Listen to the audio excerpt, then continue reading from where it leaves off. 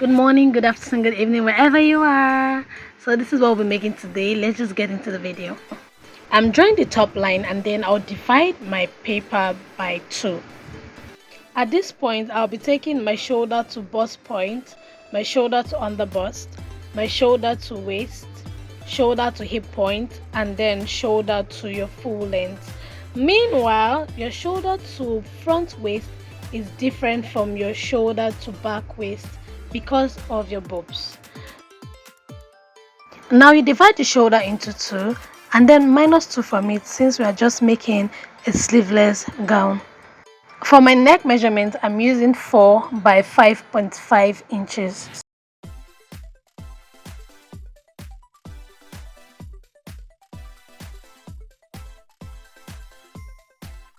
For your shoulder slope, go down by 1 inch and then connect it to your neck measurement. All I'm doing now is trying to get a straight line and then I'll connect it for my armhole.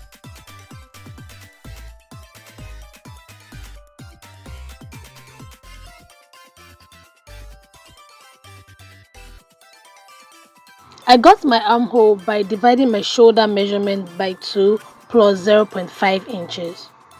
After doing this, you go ahead and divide your bust, under bust, waist and hip measurement by 4.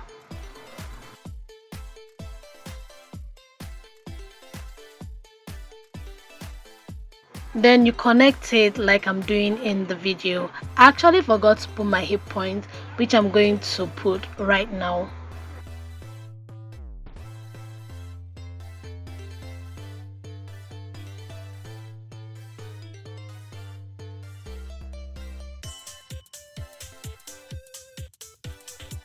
We want a pencil kind of effect. Well, I want a pencil kind of effect and I'll take the exact measurement I got for my hips and I'll put it on my full length, then I'll minus 1.5 inches from it.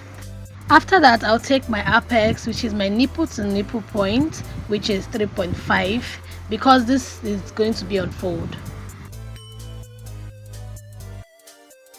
So now what I'm going to do on this waist area to get my dot, I'm going to put this measurement 8.25 on the waist area, 8.25.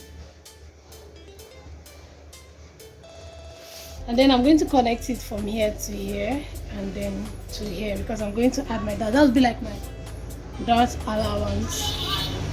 So for this top part, I'm going to add 0.5 inches.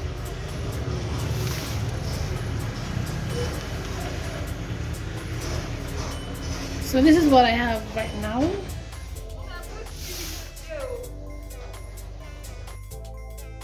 Now this is our new measurement. Now we have to take the dots. So for us to get the dot, we're going to measure this. This is more like 1.25. We're going to divide 1.25 by 2. Take one on the right here and take one on the left. So for this hip, you're going to come up by 2 inches before your hip line and come down by 1 inch before your bust point before you connect. So I'm going to connect.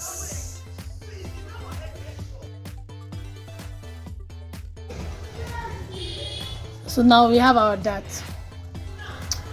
So I'm going to do my armhole curve. I'm going to divide this by 2.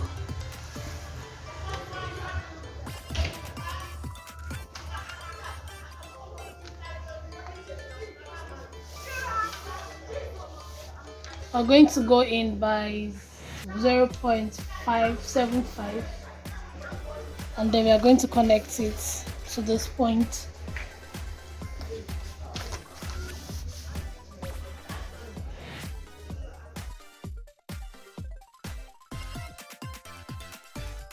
So here we have it. So now I think I might have to snatch, give it that fitting. on, I'm not sure yet. I want to like, so this is all I have for this. We are going to add our 1-inch seam allowance, and then we are going to cut it out, and we'll come back to it though. Come back to it.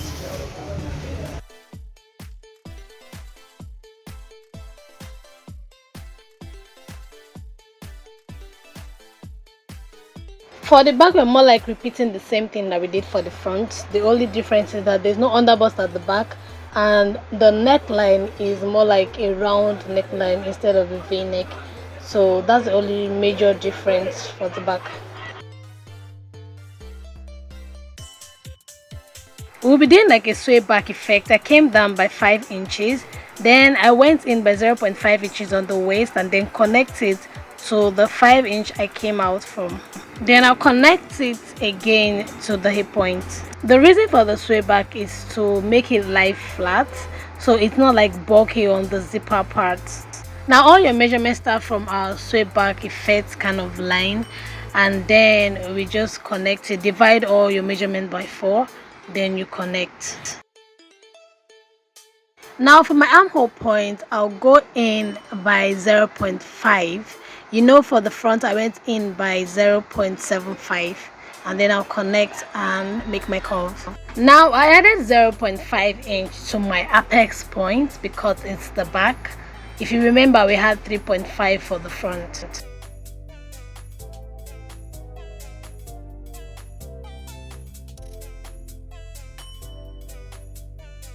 I'll be doing a technique I use for my skirt pattern to accommodate your butt. I'm taking 2 inches all the way down, then I'll connect it with a straight line.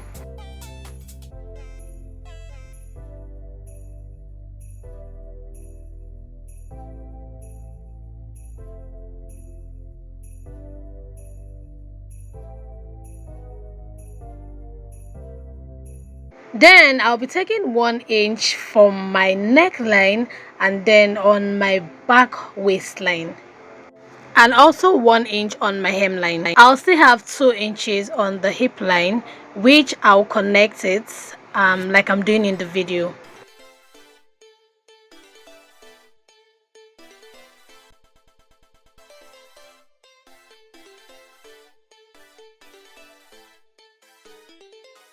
Please don't be confused, because your zipper part is going to be looking like your hip line, which is just because it has to accommodate your butt. Just make sure to notch that area so you know where your zipper point is.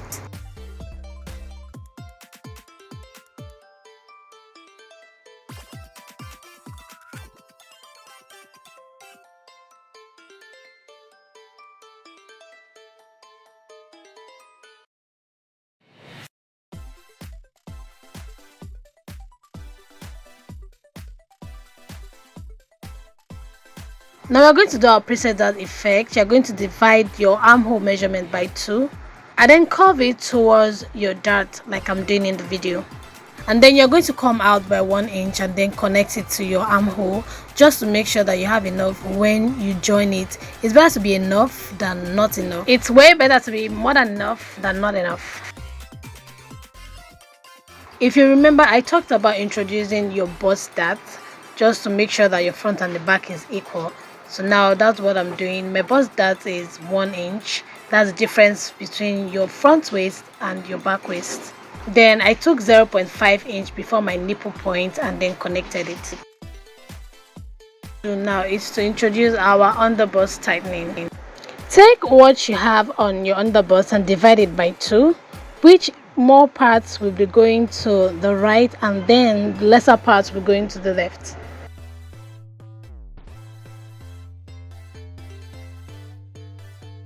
You cannot go ahead and connect it with your curve like I'm doing in the video.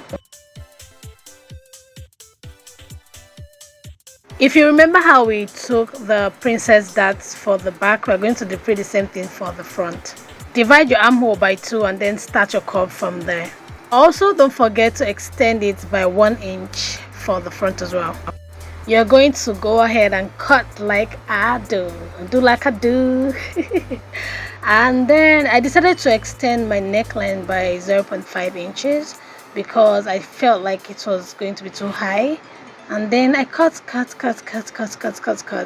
Do not forget to close up your bust dart. Be cool. Don't forget to close up your bust dart when you're ready to cut your fabric.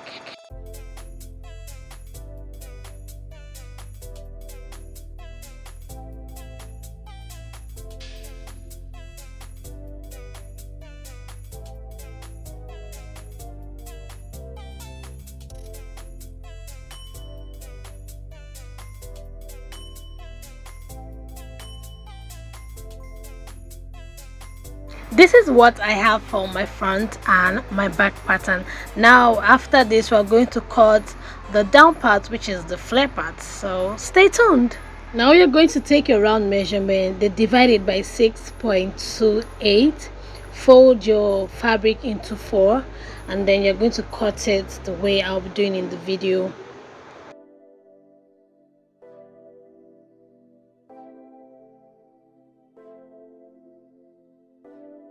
Thank you so much for watching. Please like, comment, share and subscribe, and stay tuned for part 2. It will be continued. I'll have an amazing day. Stay beautiful.